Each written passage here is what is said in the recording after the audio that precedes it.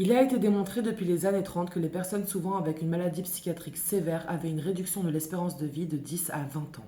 Bien que cette surmortalité soit en partie expliquée par une tendance accrue au suicide, des études récentes ont démontré que c'est surtout à cause d'une réduction des chances de la prise en charge de maladies somatiques à l'hôpital. Induits par des biais de confirmation et de la stigmatisation, les patients souffrant de maladies psychiatriques sont moins bien pris en charge dans les maladies infectieuses, cardiovasculaires, pulmonaires et surtout dans les maladies liées à la douleur. Bonjour à tous, c'est Anastasia. Je vais vous parler aujourd'hui de ma propre histoire de mon erreur de diagnostic à l'hôpital où j'ai été maltraitée, stigmatisée et décrédibilisée. Cette erreur de diagnostic a eu des conséquences absolument désastreuses sur ma vie où j'ai perdu mon travail, perdu mon logement et perdu toute source de revenus. Pour vous résumer l'histoire, en 12 jours, je me suis présentée 5 fois aux urgences de l'hôpital. La première fois, on a refusé de me prendre en charge. La deuxième fois, sous courrier d'un médecin généraliste que je suis allée voir en urgence au préalable, j'ai été reçue, on m'a fait un examen d'imagerie médicale et on a refusé de me donner le compte-rendu à la fin. Lorsque j'ai insisté quelques jours plus tard pour avoir ce compte-rendu, il y avait écrit « léger hypersignal STIR de l'aileron sacré gauche ». Pour ceux qui n'ont pas fait médecine, ça veut dire en gros que c'était une fissure du bassin.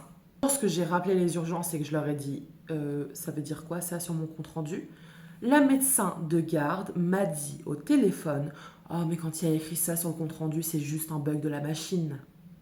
La troisième fois que je me suis pointée aux urgences avec une ambulance, on m'a laissé attendre pendant 9 heures sur une chaise avant de me recevoir à 4 heures du mat et de me dire « mais les 4 heures du mat, on peut rien faire pour vous » sans m'ausculter correctement. Ma quatrième fois aux urgences, pareil que la troisième. Sauf qu'entre-temps, mes symptômes empiraient. J'avais de plus en plus mal, je ne pouvais plus poser le pied par terre, je ne pouvais plus bouger ma jambe gauche et j'étais devenue incontinente. C'est-à-dire que toutes les nuits, je me réveillais dans ma pisse. Face à mes douleurs absolument monumentales qui s'accentuaient dans le temps et de nouveaux symptômes qui se présentaient, les médecins n'en avaient rien à faire. Une fois, un infirmier a même dit à un de ses collègues « Pourquoi elle revient de toute façon, elle est juste schizophrène ?» Lors de mon 5e et dernier passage aux urgences, j'étais accompagnée de ma mère. Ma mère insistait sur mes douleurs, disait qu'elles n'étaient pas normales et qu'elles n'étaient pas juste dans ma tête. La médecin de garde de ce jour-là m'a donné du tramadol. Le tramadol est un opioïde très puissant. Elle m'a regardée, elle m'a dit « ça soulage tes douleurs ?» J'ai dit « oui ». Elle m'a dit « ok, je te prescris ça, tu peux sortir ». Les opioïdes, chez les personnes vivant avec une maladie mentale prenant un traitement tel que des antipsychotiques et des régulateurs d'humeur, il est très fortement déconseillé de prescrire des opioïdes. L'interaction entre tous ces médicaments peut être dévastatrice et même mortelle et la personne prenant des opioïdes peut développer une addiction. Les addictions aux drogues dures, on sait tous comment ça finit. Après tous ces passages aux urgences, je suis allée faire une IRM dans le privé. Le centre d'imagerie médicale se trouvait de nouveau dans l'hôpital, donc ils avaient accès à mon dossier. L'infirmière m'a sauté dessus, m'a hurlé dessus. « Mais qu'est-ce que vous faites encore là? Vous prenez la place d'un réel patient. On vous a déjà fait une IRM, vous n'avez rien, c'est dans votre tête. » Je l'ai regardé, j'ai dit « J'ai une prescription, je paye, vous me la faites. » À la fin de l'IRM, le médecin radiologue vient me voir en personne et le diagnostic est posé.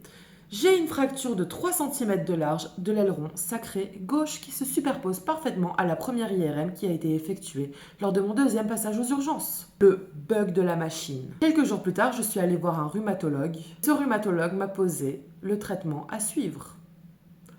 2 mois d'alitement.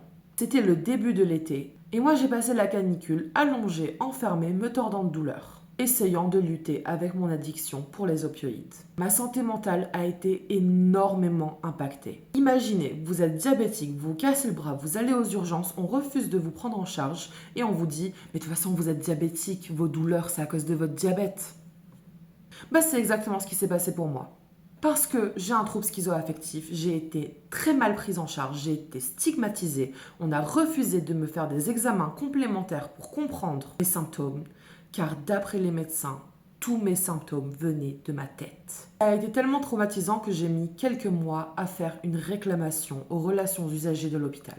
J'ai déposé un courrier de réclamation résumant toute mon histoire. Là, dans le résumé de ce qui s'est passé, je ne vous ai pas dit que j'étais allée voir des médecins non conventionnés tellement j'étais désespérée et accablée par la douleur. Des consultations qui m'ont chacune coûté 150 € non remboursés par la sécurité sociale. Tous les déplacements en Uber que j'ai effectués avant d'avoir le diagnostic car je ne pouvais pas poser le pied par terre ni marcher sans hurler. Toutes ces dépenses qui se sont accumulées et qui n'ont pas été prises en charge, la perte de mon travail, la perte de mon logement, bref, j'ai résumé tout ça dans un courrier aux relations usagers de l'hôpital.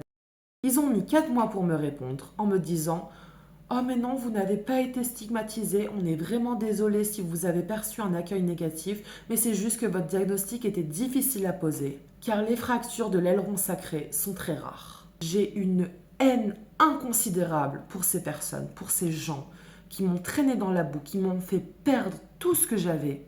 Tout cela à cause de biais de confirmation, de manque d'éducation du personnel soignant et la stigmatisation omniprésente des personnels de santé médicaux. Ma réclamation à l'amiable n'est donc pas passée. Ils ne m'ont pas indemnisé, car d'après eux, il n'y a pas eu de discrimination aux soins et il n'y a pas eu d'erreur de diagnostic. Ils ont refusé l'amiable, et la prochaine étape, c'est le tribunal.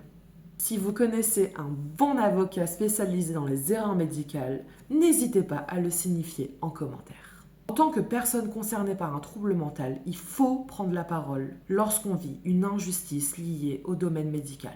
Ça évitera d'autres personnes de vivre la même chose. C'est tout pour moi, je vous souhaite une excellente journée.